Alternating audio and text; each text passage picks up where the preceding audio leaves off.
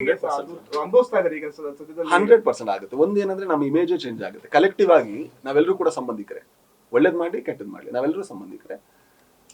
ಹಾಗಾಗಿ ಯಾರಾದ್ರೂ ಒಳ್ಳೆ KGF ಮಾಡಿದ್ರೆ ಹೇಗೆ ಎಲ್ರಿಗೂ ಕೂಡ ಒಂದು ಹೆಮ್ಮೆ ಅನ್ಸುತ್ತೋ, ಯಾರೋ ಒಬ್ಬರ ಮೇಲೆ ನಮ್ಮವ್ರ ಮೇಲೆ ಈ ರೀತಿ ಆರೋಪ ಬಂದಾಗ ಒಂದ್ ಸ್ವಲ್ಪ ಎಲ್ಲರೂ ನಾವು ಅನುಭವಿಸ್ಬೇಕಾಗುತ್ತೆ. ಈಗ ಎಕ್ಸಾಂಪಲ್ ಸಿಂಪಲ್ ಹೇಳೋದು, ನಾನು ಇನ್ನು ಅಸೋಸಿಯೇಟ್ ಅಸಿಸ್ಟೆಂಟ್ ಡೈರೆಕ್ಟರ್ಗಳಿಗೆಲ್ಲ ಹೆಣ್ಣೆ ಕೊಡಲ್ಲ ಅಂತ. ಸಿನಿಮಾದವರು ಅಂದ ತಕ್ಷಣ ಒಂದು ಮನೆ ಬಾಡಿಗೆ ಸಿಗಲ್ಲ. ಸೊ ಈ ತರದ್ದೆಲ್ಲ ನಡೀತಾ ಹೋಗುತ್ತಲ್ವಾ. ಐ ಥಿಂಕ್ ತುಂಬಾ ಬೇಜಾರಾಗುವಂತ ವಿಷಯ, ಇಂಡಸ್ಟ್ರಿ ದೊಡ್ಡ ಹೊಡೆತ.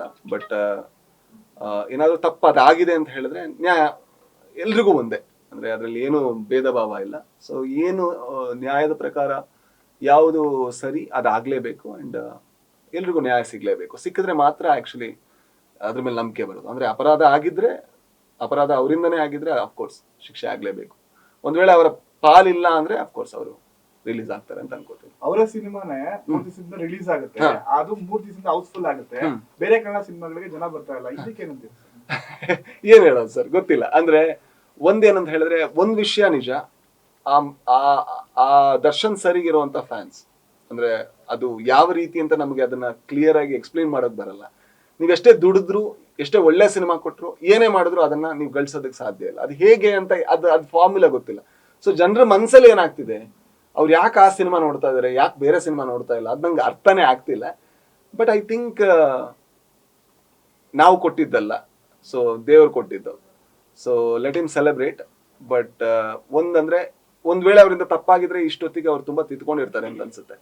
ಯಾಕಂದ್ರೆ ಒಬ್ಬಂಟಿಯಾಗಿ ಒಬ್ರು ನಿಂತಾಗ ಅದ್ ಕಾಡತ್ತೆ, ಒಂದ್ ಜೀವ ಹೋಗಿದ್ದಲ್ವಾ. ಅಂದ್ರೆ ನನ್ಗೆ ಇನ್ನೊಂದು ವಿಷಯ ಹೇಳ್ಬೇಕು ಸರ್. ಎಷ್ಟೋ ಸಲ ನಾವು ಗಾಡಿಲಿ ಹೋಗ್ಬೇಕಾದ್ರೆ ಯಾರೋ ಒಬ್ರು ಓವರ್ಟೇಕ್ ಮಾಡಿದ ತಕ್ಷಣ ಹೊಡೆದು ಬಿಡ್ಬೇಕು ಅವನು ಅಂತ ನಮಗ್ ಬರುತ್ತೆ.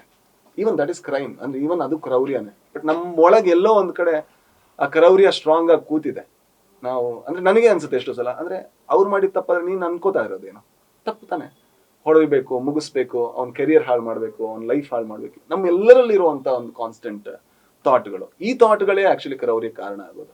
ನಾವು ಒಳ್ಳೆಯವರಾಗೋ ಪ್ರಯತ್ನ ಪಡ್ಬೇಕು ಬಿಟ್ರೆ, ಇನ್ನೊಬ್ಬ ಏನೋ ಕ್ರೌರ್ಯ ಮಾಡಿದಾನ ಅನ್ನೋ ಕಾರಣಕ್ಕೋಸ್ಕರ ಅದನ್ನ ತೋರಿಸಿ ನಾನು ಒಳ್ಳೆಯವನು ಅಂತ ಅನ್ಸ್ಕೋಬಾರ್ದು.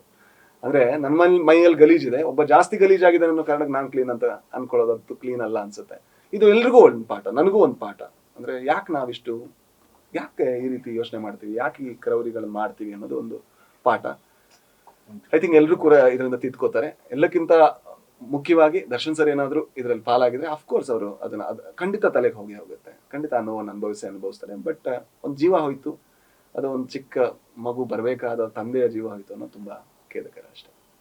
ಸರ್ ಕೊನೆ ಪ್ರಶ್ನೆ, ಮುಂದಿನ ಸಿನಿಮಾಗಳ ಬಗ್ಗೆ ಅಪ್ಡೇಟ್ ಕೊಡ್ತೀವಿ. ಮುಂದಿನ ಸಿನಿಮಾಗಳೇ ಕನ್ನಡದಲ್ಲಿ 2 ಸಿನಿಮಾ ಮಾಡ್ತಾ ಇದೀನಿ. ಅವ್ರು ಅಪ್ಡೇಟ್ ಕೊಡದೇ ಇದ್ದ ಕಾರಣದಿಂದ ನಾನೇನು ಕೊಡೋಂಗಿಲ್ಲ. ಜೊತೆಗೆ ಇವ್ರು ಜಗಳ ಆಡ್ತಾ ಇದಾರೆ. ಜೊತೆ 45 ಒಂದು ಸ್ವಲ್ಪ ದಿವಸ ಬಾಕಿ ಇದೆ. ಸದ್ಯಕ್ಕೆ ಕನ್ನಡದಲ್ಲಿ ಅಷ್ಟು ಅಪ್ಡೇಟ್ಸ್. ಬಟ್ ಒಳ್ಳೊಳ್ಳೆ ಸಿನಿಮಾಗಳನ್ನ ಕನ್ನಡದಲ್ಲಿ ಮಾಡುವಂತ ಪ್ರಯತ್ನ. ಇಲ್ಲ, ತಮಿಳಲ್ಲಿ ಮಾಡೋ ಟೈಮೇ ಸಿಗ್ತಾ ಇಲ್ಲ. ಮಲಯಾಳಮಲ್ಲಿ ಮಾಡಿದ್ದಿದೆ ಕೊಂಡಾಲ ಅಂತ. But thank you so much.